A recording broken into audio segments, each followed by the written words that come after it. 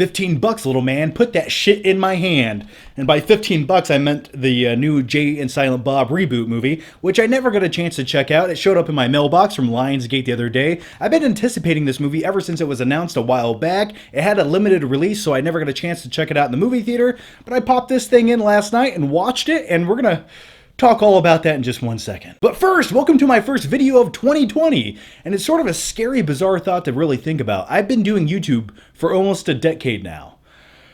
And a few quick updates. I am making my top 10 best and worst movies of 2019. Those videos are coming very soon, but the reason for the delay is I was invited out to Las Vegas last week for Samsung's first look at CES 2020 to check out some really cool tech and 8K QLED TVs that I wish I had. I wanted to steal them, but they kept looking at me because, well, they don't trust me. Jay and Silent Bob Reboot. I was really looking forward to this movie. I never got a chance to check it out in theaters, and I'm a huge Kevin Smith fan. I listened to all of his podcasts and the universe of films that he's made. I enjoy most of them. I will say my favorites are the Clerks movies because I relate to them the most. Basically, every shitty job I've ever had was sort of like the first Clerks movie, and I saw myself as Randall in most of those situations.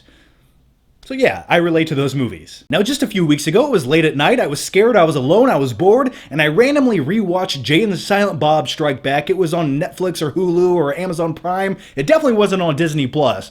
But that movie has not aged well. I remember back in 2001, as a teenager, I thought the movie was funny. But now, it's just not quite as funny as it once was. But I will say this. It's a lot better than this movie, which we will talk all about in just one second. All you motherfuckers are gonna pay. You are the ones who are the ball lickers. And speaking of that, I have the perfect product for you and the sponsor of this video. It's Manscaped, the Perfect Package 2.0. Now this isn't a trimmer for your face, it's the perfect tool for your family jewels. And the best part is, if you nick your sack, you can send it back with a money-back guarantee. This is the best sponsored video ever, but this is a really good trimmer from the, I don't know, the shoulders, the nipples down area. It's a cordless shaver you can take anywhere. It's waterproof, so you can take it in the shower and shave with power. It also has built-in skin-safe technology, so no worries about nicks or cuts. It's USB rechargeable up to 60 minutes, TSA approved. It's rust-resistant, shock-resistant, and comes with a replaceable ceramic trimmer head. It's also a discreet and quiet trimmer. And now I'm going to demonstrate how you use it. So let's go to my bathroom. I'm just kidding. I'm not really going to show you guys my balls.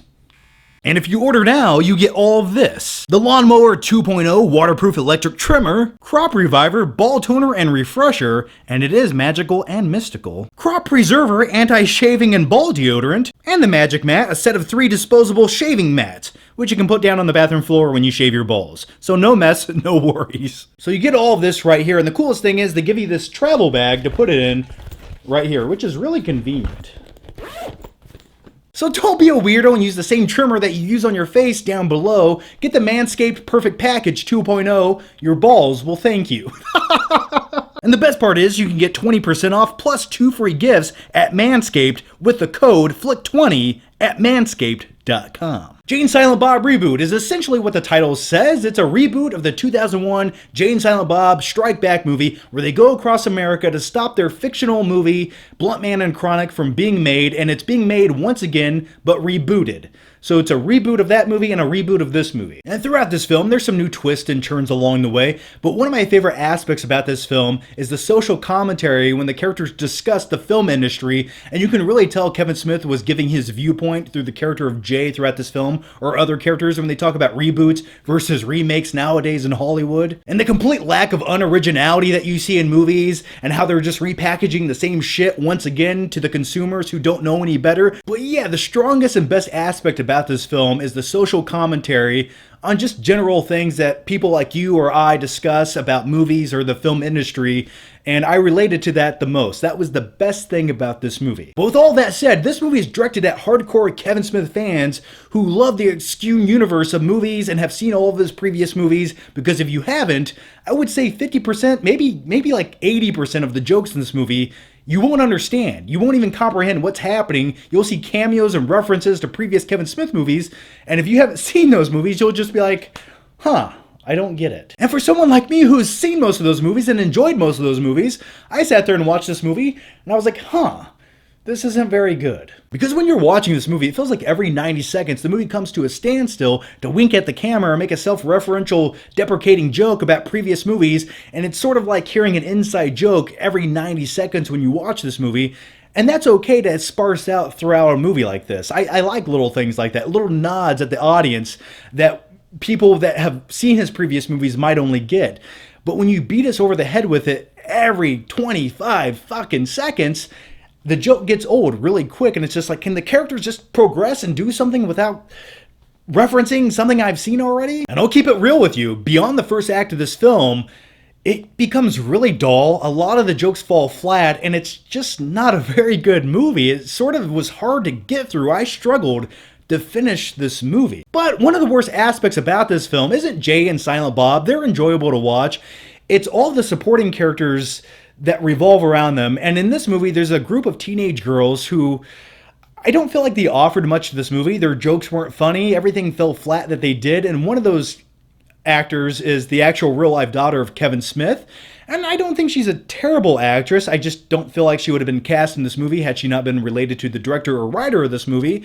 But everything revolving around these characters, I felt nothing. I was like, okay, just go back to Jay and Silent Bob because that's what we want to see. And one thing in this movie I wanted to like more than I did, there's a storyline revolving around Jason Mewes' character Jay in this film, and it's sort of heartwarming, and it's a nice story arc type touch to the movie, but I felt like the concept might have been better than the execution. All right, let's talk about the final act of this movie. The third act of this movie is painstaking to watch. At one point, I had to pause the movie, get up, eat some Doritos, drink a Mountain Dew, and then go back to watching this movie just for the sake of saying I watched the entire movie so I could do a movie review. When I was watching the last 25 minutes of this movie, I was thinking to myself, is he intentionally trying to make this movie as bad as he possibly can?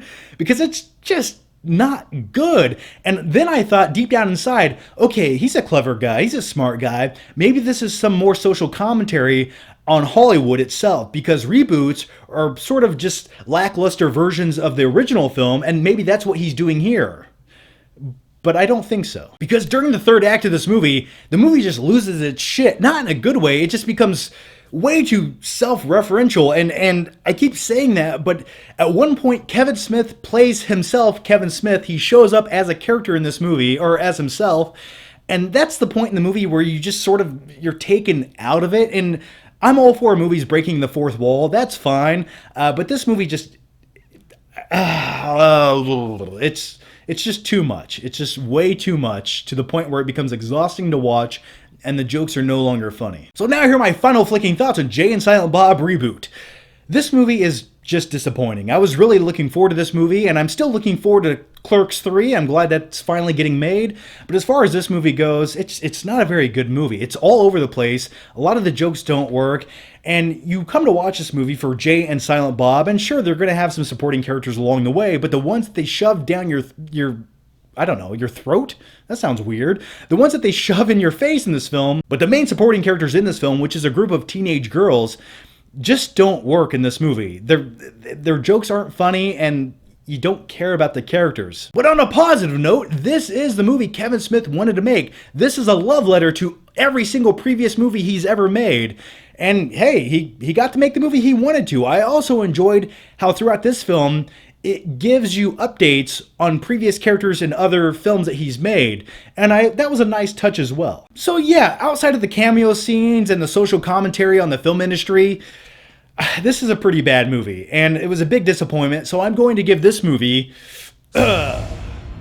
One thing I wanted to say before I go, if you're a huge Kevin Smith fan and you like behind the scenes footage, I would recommend watching the making of this movie on YouTube. It gives the behind the scenes look at the characters and the actors and setting up some of the things in the movie, and that was my favorite aspect revolving around this movie, so I'd recommend watching that on YouTube. And also, here's my question for you guys, and let me know down below. If you've seen this movie, what did you think about it? If not, what is your favorite Kevin Smith movie? If I had to pick one, I'd definitely go with the first Clerks movie because I relate to it, it speaks to me.